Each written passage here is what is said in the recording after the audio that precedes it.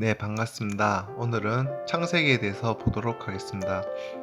신약 구약을 통틀어서 창세기만큼 중요한 책이 없습니다. 우리가 기독교의 진리, 기독교의 교리에 우월한 점이 있다면 창세기를 가지고 있다는 겁니다. 그것은 모든 것의 근원, 모든 것의 기원, 우주와 만물과 인간의 기원이 나옵니다. 이 창세기는 하나님의 기원 말고는 기원이 다 있습니다.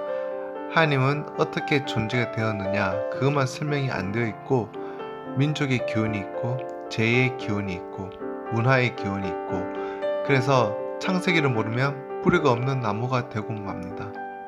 아무리 꽃이 화려하고 잎이 무성해도 뿌리가 없으면 말라 비틀어져 죽는 것은 시간 문제예요. 뿌리가 없으면 말라 죽습니다.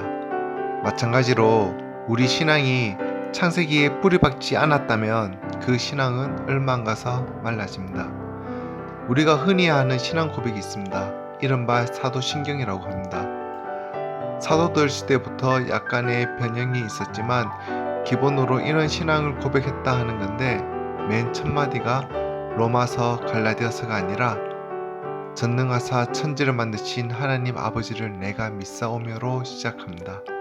이게 우리 신앙의 기초예요. 이게 창세기에 나오는 겁니다.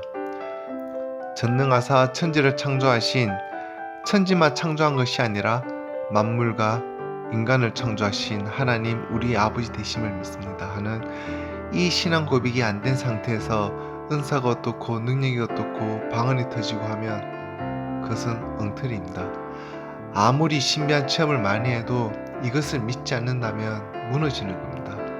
그래서 창세기는 신구약 66권 중에서 가장 중요한, 가장 소중한 정보가 들어있습니다. 그 다음에는 이 책은 크게 나누어서 1부, 2부 이렇게 나누어 살피는 게 좋습니다. 1부는 1장에서 11장까지입니다. 이것을 원역사라 하고요. 2부는 12장에서 50장까지입니다. 이것을 히브리 축장사라고 합니다. 1부는 1장에서 11장까지이며 원역사라고 합니다.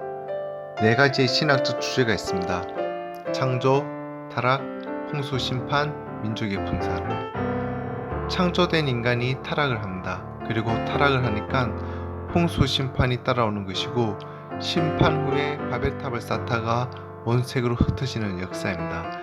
이것을 원역사라고 합니다. 2부는 12장에서 50장까지인데 이 부분은 히브리 축장사라고 합니다. 아브라함, 이삭, 야곱, 요셉의 이야기입니다. 아브라함 뒤에는 롯의 이야기가 나오고, 이삭 뒤에는 이스마엘 이야기, 야곱 뒤에는 에서 이야기가 대조되어서 나옵니다. 이런 큰 흐름을 잡아야 됩니다. 그럼 원역사 안에서 4가지 아주 중요한 주제가 다루어지는데 피할 수 없는 주제입니다. 첫 번째, 창조입니다. 창세기의 가장 큰 주제는 역시 창조죠. 전능하신 하나님께서 놀라운 지성과 목적과 의지와 정성과 예정을 가지고 창조하셨다는 거예요. 우연이 아니고. 그래서 이 교리가 너무 중요한 주제이기 때문에 마귀는 있는 힘을 다해서 자기의 모든 종들을 다 동원해서 창세기를 공격하고 창세기를 주목하지 못하게 하고 창세기에 있는 교리를 뒤흔들어서 뿌리를 뽑게 만들죠. 역시 마귀가 교활한 것은 뿌리를 흔든다는 거예요. 기독교를 뿌리째 뽑아버리려고 할 때 창세기를 없애버리면 기독교가 뿌리째 뽑힙니다. 그것을 마귀가 알았어요. 그래서 자기의 모든 종들을 다 동원해서 창세기에 있는 신학적 주제를 다루지 못하게, 인식을 못하게, 가르치지 못하게 하고 있는 겁니다. 두 번째는 타락입니다. 인간이 타락했다는 이야기인데 타락의 교리를 제대로 다루지 않는다면 기독교가 안 돼요. 인간이 타락했다는 처절한 교리를 충분히 다루지 않는다면 사람들이 그리스도를 믿고 받아들여야 하고 영접해야 한다는 엄연한 사실을 절박해 하지 않는다는 거예요. 그래서 인간이 타락했고 자기도 타락했을 뿐만 아니라 타락한 후손으로 아담에게 있던 재성, 죄의 성질, 원죄가 자기 속에 그대로 아직도 남아있다는 사실을 인식해야 됩니다. 그래서 거듭나지 않으면 희망이 없다는 사실을 처절하게 인식하지 않으면 십자가 앞에서 무릎을 꿇지 않습니다. 창조와 함께 타락이라는 주제는 아주 신학적인 주제입니다. 굉장히 중요한 주제죠. 그래서 처음 나온 사람, 새신자 교육할 때 반드시 창조주 하나님을 증거하고 타락한 인간의 자리, 인간 본성 속에 있는 타락한 흔적, 이것은 본인 스스로 내면을 들여다보고 바울처럼 선을 행하기 원하는 나에게 내 속에 악도 함께 있다는 사실을 처절하게 바라볼 수 있도록, 그래서 그 상태로 악이 항상 선을 이기지 않느냐, 그리고 악이 이기도록 사는 삶은 죄의 종인데, 죄의 종으로 살면 죄의 삭은 사망인데 죄의 삭은 지옥 가는 거다. 그래서 그 죄의 종된 데에서 해방되어서 죄를 밀어내고 그리스도를 주인으로 모셔서 그리스도를 따라 살지 않으면 죄를 따라 사느냐, 그리스도를 따라 사느냐, 창세기에서 바로 예수님이 보이지 않습니까? 타락의 교리가 굉장히 중요합니다. 이게 없으면 기독교가 생길 수가 없어요. 세 번째는 홍수 심판입니다. 홍수 심판이라는 주제를 다루지 않으면 역사관 세계관이 채워지지 않습니다. 아주 중요해요. 그리고 사람의 가치관이라는 것은 서양 속담에 이런 말이 있어요. 행동이라는 것은 사상의 딸이다.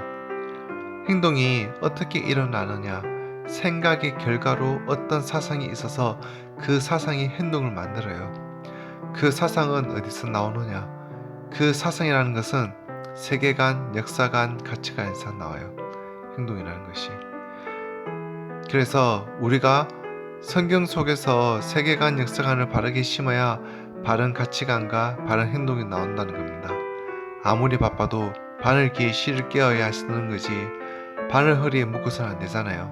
그래서 먼저 기본으로 다뤄야 할 이런 교리를 사람들 마음속에 심지 않고 급하다고 성령의 불, 신비 체험으로 뭘 해보겠다고 하면 위험한 발상입니다.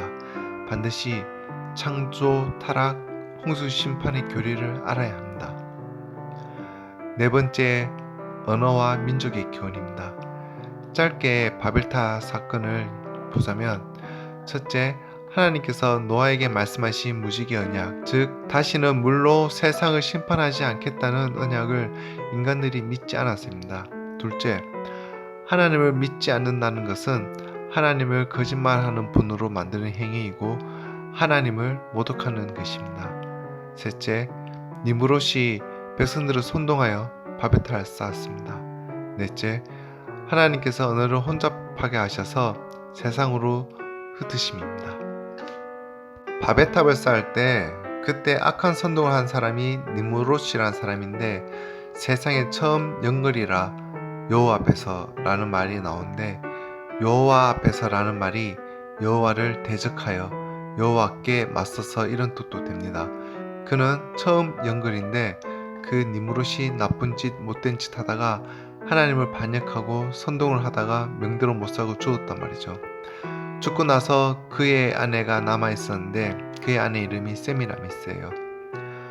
그 여자가 자기 남편이 죽고 나서 자기 남편의 시체를 12토막으로 나누어서 각 지방으로 보냈어요. 사사기에 보면 그 비슷한 얘기가 나오죠. 세미라미스가 그런 짓에서 벗어났던 건 봐요. 자기 남편이 죽은 지 2년이나 3년 후에 아들을 낳게 되는데, 사상야라는 말을 하기가 창피하니까 죽은 자기 남편이 자기를 통해서 다시 환생을 했다 했어요. 이것이 환생설의 기원이 되었어요. 세미라미스가 환생한 것이다 라고 하면서 그 이름을 담무스라 짓게 됩니다. 그를 태양신이라고 하면서 자기 남편이 죽었다가 다시 자기 몸을 통해서 환생해서 나왔다, 이렇게 사기를 친 것인데, 그렇기 때문에 자기 아들 담무스는 일반 사람이 아니라 신이라고 했어요. 남편이 죽었다가 다시 자기 아들로 태어난 신이라는 거죠. 그리고 이 담무스가 바로 여인의 후손이요 구세수다, 이렇게 사기를 쳐요. 세미라미스는 자기 몸에서 난 자기 아들 담무스와 결혼을 하게 되죠. 자기 남편이 죽었다가 다시 환생했다고 생각하고 자기 남편이라는 거죠. 그러니까 결국 자기는 어떤 사람이냐 하면 자기 아들이 신이니까 어머니는 당연히 신이겠죠. 그래서 아들신 어머니신 구도가 여기서 나온 겁니다.